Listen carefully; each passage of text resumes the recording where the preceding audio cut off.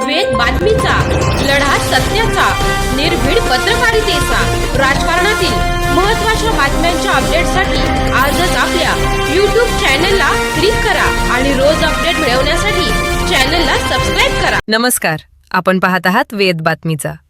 राहुरी कारखाना मार्गावरील चौथे वस्ती येथे रानडुकराचा हल्ला, तरुण शेतकरी गंभीर जखमी.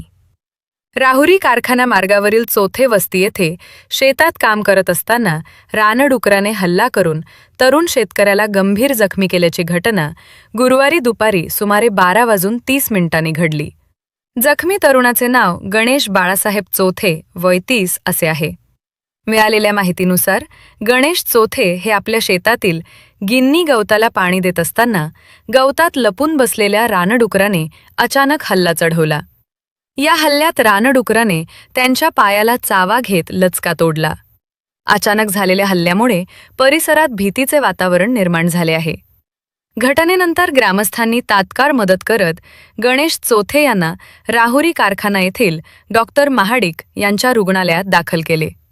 प्राथमिक उपचारानंतर त्यांना पुढील उपचारासाठी जिल्हा रुग्णालय अहिल्यानगर येथे हलवण्यात आले आहे. दरम्यान या घटनेबाबत वन विभागाशी संपर्क साधला असता वन विभागास कोणतीही कल्पना नाही.